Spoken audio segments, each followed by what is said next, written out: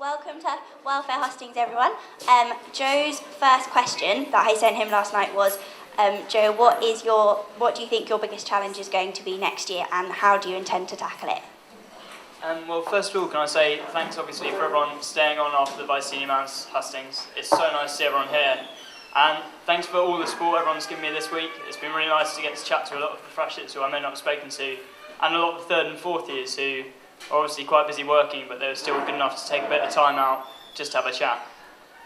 So the question that Daisy's given me was, what is going to be the biggest challenge I'm facing next year? And for me, there is one clear answer to that, and that is to get a welfare system which encompasses the entire of the JCR. And if you've seen my manifesto, you'll see that that's the reoccurring theme throughout. I want to have a system which includes people on a year abroad, people who are living out, and people from all types of backgrounds, and people who partake in all different points of college life. To achieve this, I want to do a number of things next year. One of these is Skype for people on a year abroad, so trying to get them involved in college and make them feel like they're not alone while they're on their year abroad. They are still an intrinsic part of this college, and I want to make them feel like if they've ever got anything they want to talk about, there's someone to listen. For the people on there who are living out next year, so most of you first years here, next year you'll be moving out into the different parts of Durham. And it's a very different experience from living in college. It's a really fun time, and it's really nice to get to live in a house with people for the first time. You may not have done that before. But obviously, it's a very big change, and it would be useful to have someone who's going to help you through that. So whether it's just coming for a coffee when you're feeling down, or just coming to chat to see how you're going on. I want a welfare system which isn't just there when things go really bad. The point is to be there throughout the year, no matter what the issue is. And I think that is the biggest aim next year, is to make a system for welfare which isn't revolving around these big issues. That's not what welfare is. Welfare is something for all of you, because everybody has a welfare issue. It's there throughout the year.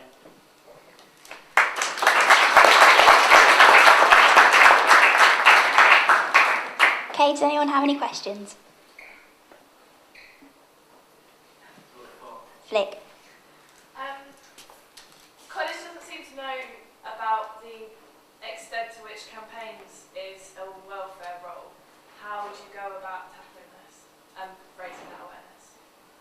I think you've raised a really big point, and that is the case that a lot of first years may not have gauged all the campaigns. Welfare and campaigns officer work very closely together. Welfare takes on, obviously, a lot of the help with the campaign role, and campaigns, obviously, in turn, does a lot of the welfare-based stuff. Next year, we're aiming to make sure that everyone is fully aware of all the roles we do, and one of the ways that we're going to do this is, much like Anthony was bringing up in his hustings, during Freshers Week, between the welfare team, we're going to split up the whole college into about 50 rooms per person, and during the course of the week, every member of the welfare team will try and knock on one door in college, all the 50 doors you've been given, introduce themselves and explain the roles of the welfare team, and make it clear what we do, because a lot of the freshers this year, and a lot of the third and fourth years who have come back, don't really realise the job that we do and the things that we can help with.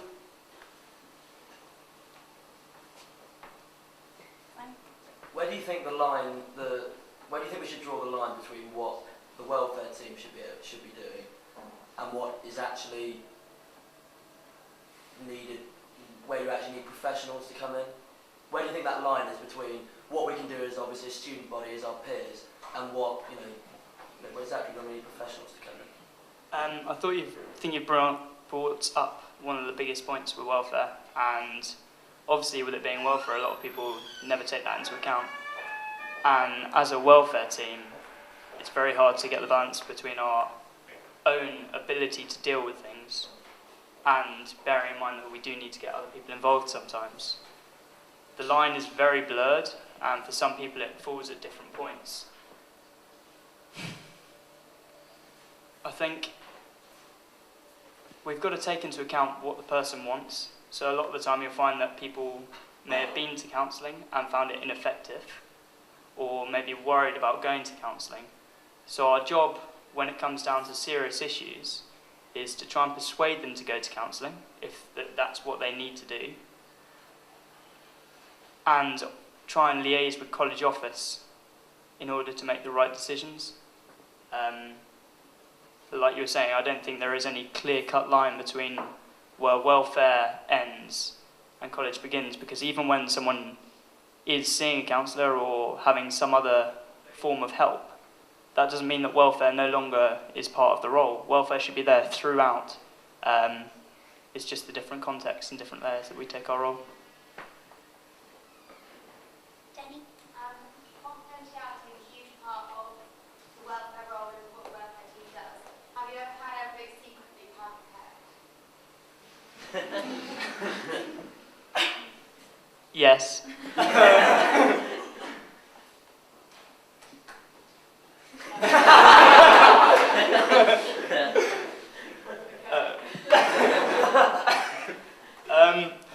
Biggest secret I haven't kept.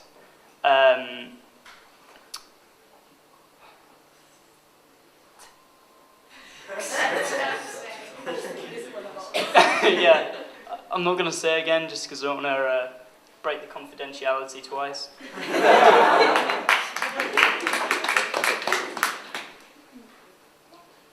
For a lot of people coming to see welfare might seem to them like they're admitting defeat, that they can't cope with their problems that they've got. What can you do to ensure that people do come and see you and feel comfortable coming to see you without feeling like they failed or they should just man up and deal with it? I'm glad someone's brought that up, because that is, without doubt, in my opinion, one of the biggest problems we have with welfare is our JCR brings together so many different types of people. Some people feel comfortable coming to see welfare, and it's an easy thing to do.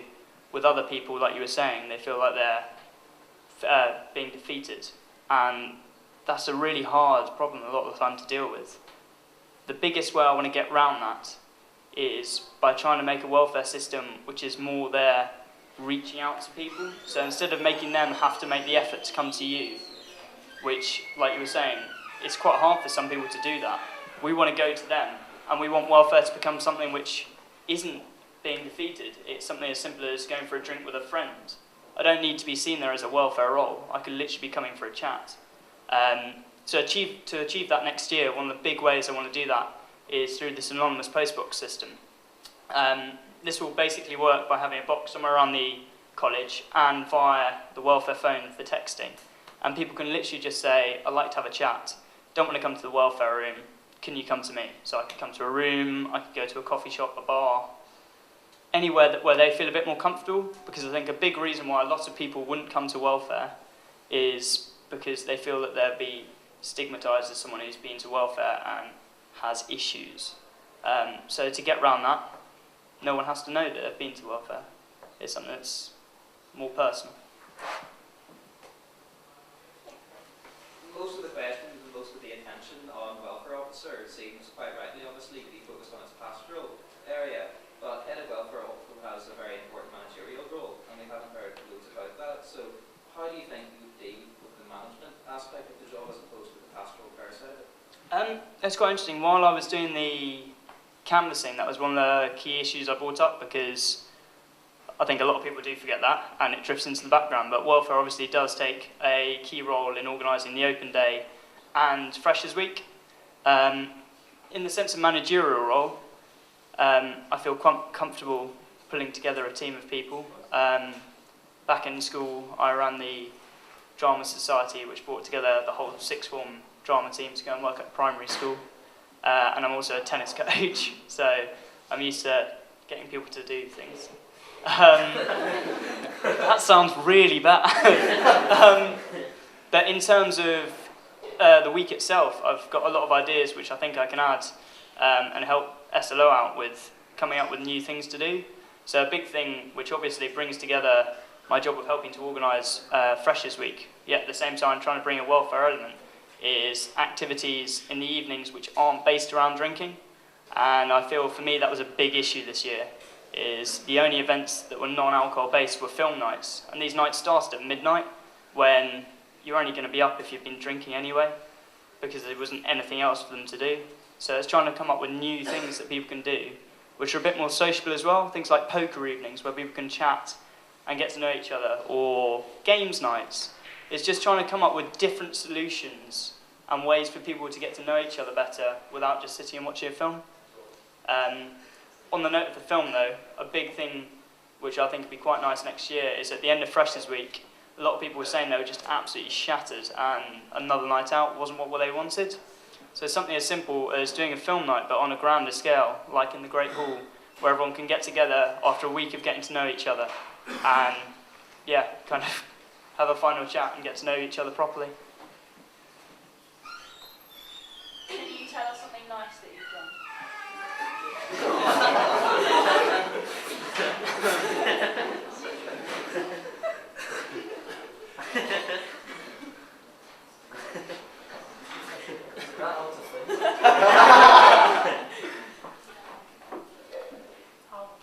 I think something nice that I've done this year, when one of my friends was a bit down, I had some friends up, but I said to my friends that I'd have to disappear off for a bit. So I left the two friends having dinner for an hour and a half and just disappeared off just for a quick chat. To be honest, I think that's the nicest thing I've done this year.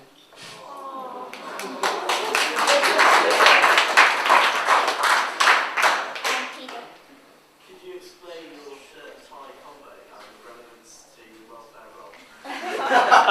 Well, quite clearly you can see that I'm wearing the welfare blue. I'm going to give complete credit to this outfit to my housemate Tony Brindle, who looked at every shirt I had and came up with a combo. The tie, I did actually spend a long time debating about whether I'd pick a school tie, a tie from a college club, but at the end of the day, the JCR is the biggest part of college, and the job of welfare is to appeal to the whole JCR, and that's why college has to be on me. Robbie? Welfare events such as tea and toast have been highly successful. So with that in mind, what toasty would you be and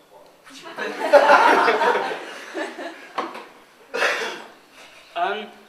Before this year, I'd never had a sweet toasty. But since having a sweet toasty, I feel I'm completely and utterly in love with them. I'd like to think that next year I can try and be sweet like a toasty. Chocolate. Durham? Could you serenade Daisy with your favourite, well, it's got to be a welfare-themed song.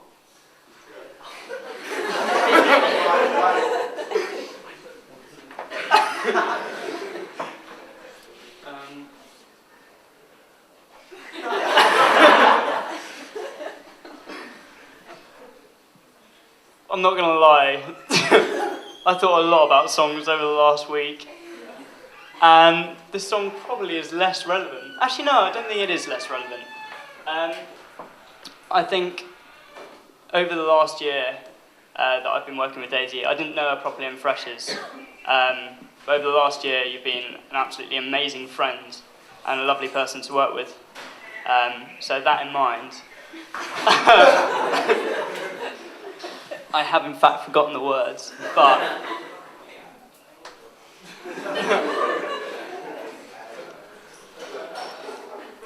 so no one told you life was gonna be this way. Your job's a joke, you're broke, you love life, stay away. It's like you're always stuck in second gear when it hasn't been your day, or even your week, or even your year, but I'll be there for you. I'll be there for you.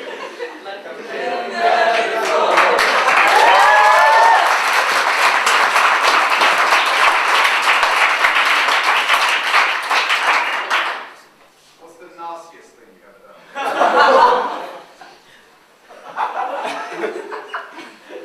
I think the answer is probably the same answer to Jenny's question.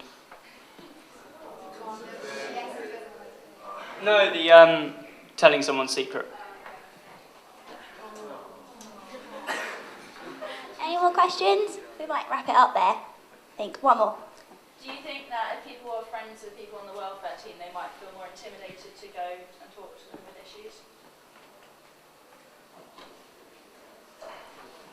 I think it can be an issue with some people that they'd be more worried about coming to the welfare team if they were really good friends with everyone on it, because a lot of the time something that they may want to talk about may be something that is quite personal and something they don't want their friends to know about.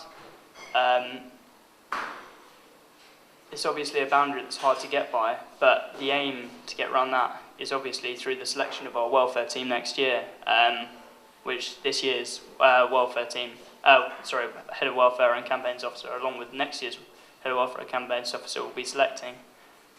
It's trying to get a range of people who obviously aren't friends with all the same groups of people and make ourselves able to cover everyone in the college. Okay, one more from Flick. Can you do something to make the whole room smile? That's enough. Can you make the whole room smile? Yes. Oh, they just did. Can I just say, my actual thing to make the room smile would be just to mention something which I think everyone in this room probably knows, but no one ever says in the JCR, how much we're going to miss Flick next year and how great a member of the college she is. We're all going to miss you next year.